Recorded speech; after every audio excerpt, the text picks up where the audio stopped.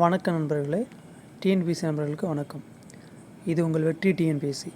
இப்போ நம்ம என்ன பார்க்க போகிறோம்னா, டிஎன்பிஎஸ்சி சிலபஸில் ஐஎன்எம் இந்திய தேசிய இயக்கங்களில் 10th social science lesson number 10 தமிழ்நாட்டில் சமூக மாற்றங்கள். இப்போ ஏன் இந்த லெசன் நம்ம ஸ்டார்ட் பண்ணுறோன்னா, இந்த 10th சோஷியல் சயின்ஸில் இது இம்பார்ட்டன்ட் லெசன். இதிலேருந்து டிஎன்பிஎஸ்சியில் கண்டிப்பாக 2 கொஷின்ஸ் எதிர்பார்க்கலாம். இப்போ நம்ம ஃபஸ்ட்டு கொஷனுக்கு போயிடலாம். ஐரோப்பிய மொழிகள் தவிர்த்து அச்சில் ஏறிய முதல் மொழி தமிழ். தம்பிரான் வணக்கம் எனும் தமிழ் புத்தகம் வெளியிடப்பட்ட ஆண்டு மற்றும் இடம் 1578. இடம் கோவா. சீகன் பால்கு என்பவரால் தரங்கம்பாடியில் அச்சுக்கூடம் நிறுவப்பட்ட ஆண்டு 1709. திருக்குறளை பதிப்பித்து வெளியிட்ட ஆண்டு 1812. உவே சாமிநாதர் தமிழ் செவ்வியல் இலக்கிய நூல்களை பதிப்பித்து வெளியிட்ட ஆண்டு.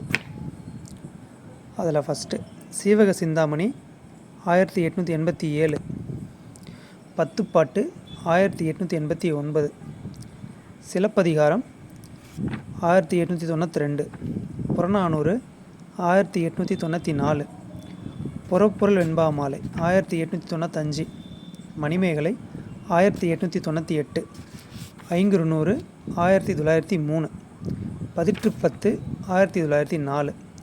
இப்போ இந்த இருக்கிறதுல 8 நூல் நம்ம கொடுத்துருக்கோம். கண்டிப்பாக இது மேட்ச் த ஃபாலோயிங் நம்ம எதிர்பார்க்கலாம். டிஎன்பிஎஸ்சியில் சிங்கிள் லைனாகவும் கேட்கலாம், அப்படி இல்லைனா மேட்ச் த ஃபாலோயிங்கில் கண்டிப்பாக கேட்கறதுக்கு வாய்ப்பு இருக்குது.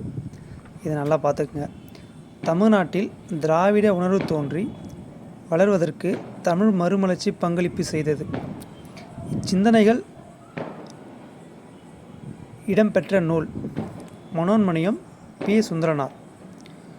நடைமுறையில் இருந்த இந்து சமய பழமைவாதத்தை கேள்விக்கு உள்ளாக்கியவர் ராமலிங்க அடிகள்.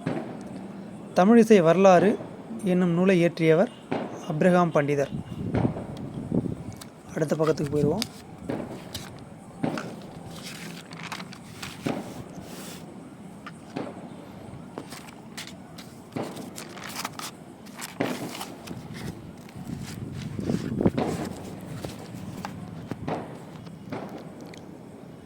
தமிழை ஒரு வட்டார மொழி என அழைக்கக்கூடாது என்று முதலாக வாதாடியவர் பரிதிமாற் கலைஞர். 14 வரி செய்யுள் வடிவத்தை தமிழுக்கு அறிமுகம் செய்தவர் பரிதிமாற் கலைஞர்.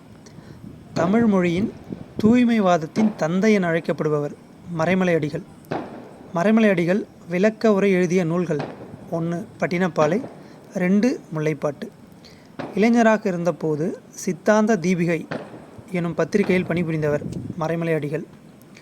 ஞான சாகரம் என்னும் பத்திரிகையின் ஆசிரியர் மறைமலை அடிகள். மதராஸ் பிராமணர் அல்லாத சங்கம் என்ற அமைப்பு எப்போது உருவாக்கப்பட்டது? 1909.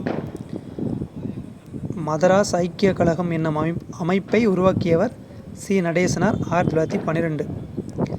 திராவிடர் இல்லம் நிறுவப்பட்ட ஆண்டு 1916 ஜூலை, திருவல்லிக்கேணி, சென்னை. தென்னிந்திய நல உரிமை சங்கம் உருவாக்கப்பட்ட ஆண்டு 1916 November 20. South Indian liberal federation சொல்லுவாங்க. மாண்டேகு செம்ஸ்போர்ட் சீர்திருத்தங்கள் அடிப்படையில் முதல் தேர்தல் நடைபெற்ற ஆண்டு 1920, 1920. நீதி கட்சி வெற்றி பெற்று இந்தியாவின் முதல் அமைச்சரவையை சென்னையில் அமைத்தவர் ஏ. சுப்புராயலு. தேர்தலில் பெண்கள் பங்கேற்க முதல் அங்கீகாரம் செய்த கட்சி நீதி கட்சி.